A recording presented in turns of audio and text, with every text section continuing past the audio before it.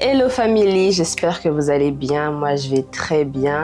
J'espère que vous avez bien commencé votre année et que voilà, tout se passe bien pour vous. Je sais que ça fait longtemps, mais je vous promets que cette année, je serai beaucoup plus consistent, et que voilà, on va vraiment avoir des très bons moments et que Dieu va continuer de nous accompagner.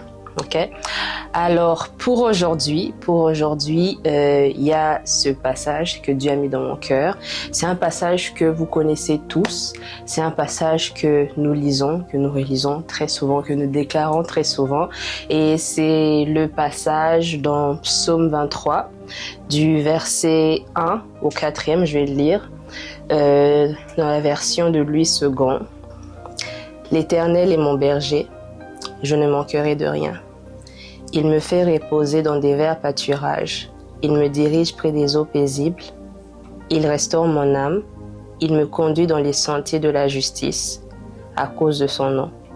Quand je marche dans la vallée de l'ombre de la mort, je ne crains aucun mal, car tu es avec moi. Ta houlette et ton bâton me rassurent. Voilà.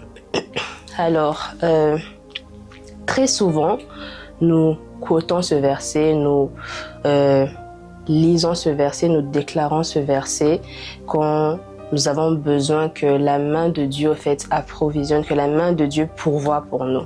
Ok? Et on le lit, on le relit, on le déclare quand, voilà, on traverse une situation vraiment assez difficile où nous nous retrouvons peut-être en manque de quelque chose et nous lisons ce verset, nous avons confiance que voilà, l'Éternel est notre berger, nous ne manquerons de rien.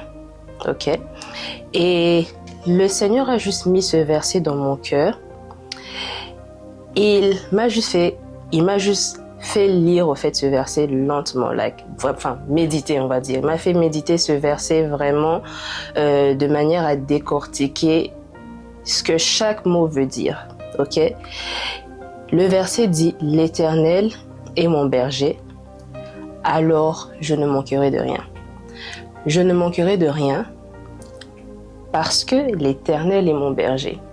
Alors la première question à se poser ici, c'est « Est-ce que l'Éternel est mon berger ?» C'est qui un berger? Selon Google, ok? Google dit... selon Google, le berger est celui qui guide et prend soin d'un troupeau de moutons.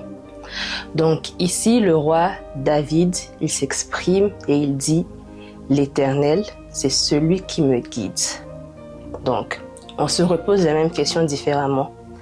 Est-ce que l'Éternel est celui qui te guide? Ou est-ce que tu es guidé par tes émotions, donc la peur ou la colère, la jalousie? Est-ce que tu es guidé par la société, ton entourage, la culture, ce que les opinions des autres? Est-ce que tu es guidé par tes propres désirs? Tu vois, le succès, l'argent, qu'est-ce qui te guide? Tu vois, on dit que l'Éternel est mon berger, ok? Il faut savoir qu'il n'y a pas que l'Éternel qui est un berger. Ce qui te guide, c'est ce qui est ton berger. Donc, tu peux être guidé par toi-même, par tes propres désirs. En ce moment-là, tu es ton propre berger. Ou encore, tu peux être guidé même par le diable. En ce moment-là, c'est le diable qui est ton berger. Ouais, c'est bizarre, le diable, oui. En ce moment-là, c'est le diable qui est ton berger. Tu peux être guidé par la société, la culture, vouloir rester, dans la tendance, du monde. Ou, voilà, je sais pas, whatever, tu vois. Et en ce moment-là, ce qui te guide, c'est ce qui est ton berger. Mais dans tout ça, l'Éternel est le bon berger. Jean 10, 27, Jésus dit « Mes brebis » et là, c'est encore Louis II. « Mes brebis entendent ma voix, je les connais et elles me suivent. » Une autre question, c'est de savoir, est-ce que j'entends la voix de Dieu? Vous savez, c'est pas facile d'entendre la voix de Dieu quand vous avez déjà choisi ce que vous voulez l'entendre dire. Est-ce que la voix que vous entendez, la voix qui vous conduit, est-ce que c'est ce que Dieu dit dans sa parole? Ou est-ce que c'est juste quelque chose que vous avez imaginé? Dieu ne vous dira jamais quelque chose qui est opposé à ce que vous retrouvez dans sa parole, dans la Bible. Donc, la voix que vous entendez, cette voix la voix que vous entendez, est-ce que c'est réellement la voix de Dieu? Donc voilà, si l'Éternel est réellement mon berger, si l'Éternel est réellement ton berger, ça veut dire que avant que tu fasses un mouvement, avant que tu fasses un pas, tu vas voir ce que la parole de Dieu dit concernant cette situation-là. Tu vas pas, mais très souvent, nous, ce que nous faisons, c'est nous faisons le pas, nous allons vers une direction et après on dit: ok, Seigneur, je me rappelle que tu existes, qu'est-ce que tu dis de ça? Mais non, tu as déjà fait le mouvement, tu as déjà commencé la relation, tu as déjà pris le travail, tu as déjà embarqué dans ce projet-là et c'est maintenant que tu demandes à Dieu ce qu'il en pense. Non, avant de commencer, avant de faire le pas, il faut demander à Dieu ce qu'il en pense, il faut voir ce que sa parole dit sur l'étape que tu veux entamer au fait, tu vois. Et ça me rappelle juste... ça me rappelle quoi? Ok. Et ça me rappelle juste un peu comme avec les chiens. Ok. Ceux qui me connaissent savent que j'aime beaucoup les chiens. I'm a dog lover.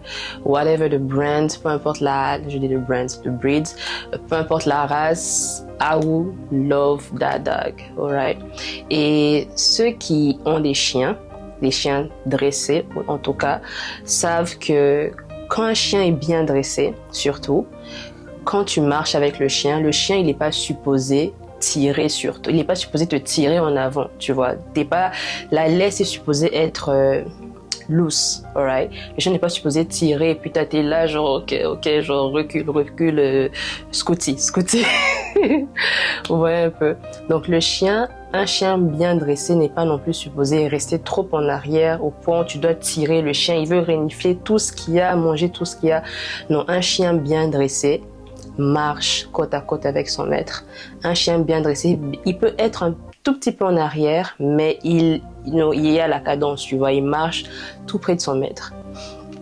Et c'est un peu comme nous. Parfois, on est là, on va trop en avant et c'est un peu comme si on essaie de tirer Dieu. Voilà, Dieu, je suis là, vas-y, tu me suis là, tu vois. Ou peut-être que, voilà, Dieu veut qu'on aille de l'avant, mais on est là, on a tellement peur, on ne lui fait pas confiance. On est là, ok, Seigneur, je vais un peu rester en arrière. Mais non, on est supposé marcher côte à côte avec Dieu. Côte à côte avec Dieu, laisser Dieu prendre le vent, le devant, laisser Dieu nous guider, être celui qui marche avec nous, right? Et il y a ce verset dans Exode 33, 15, où Moïse dit à Dieu: si tu ne marches pas toi-même avec nous, ne nous fais point partir. Et il y a aussi un autre passage dans Deutéronome 31, 8, qui dit: c'est le Seigneur qui marche devant toi, il sera avec toi, il ne te laissera ni t'abandonnera, ne crains pas, ne te laisse pas intimider. Donc, j'ai tellement des choses à dire sur le passage dans Psaume 23 du 1er au 4e chapitre, mais Dieu, c'est pas le désir de Dieu que voilà, j'en fasse une longue vidéo ou que je parle de ces points-là, mais j'aimerais juste finir avec ce point ici dans le passage de Psaume 23 du 1er au 4e chapitre.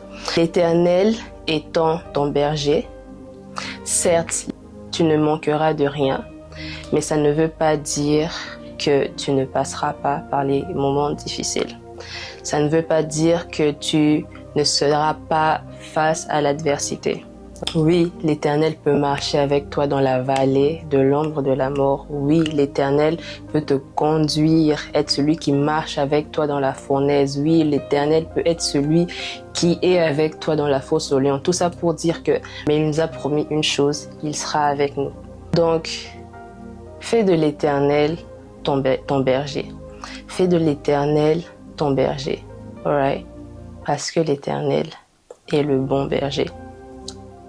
Donc, si aujourd'hui, tu es toujours ton berger, ou si, I don't know what is ton shepherd, et toi-même tu le sais parce que tu vas voir les décisions que tu prends.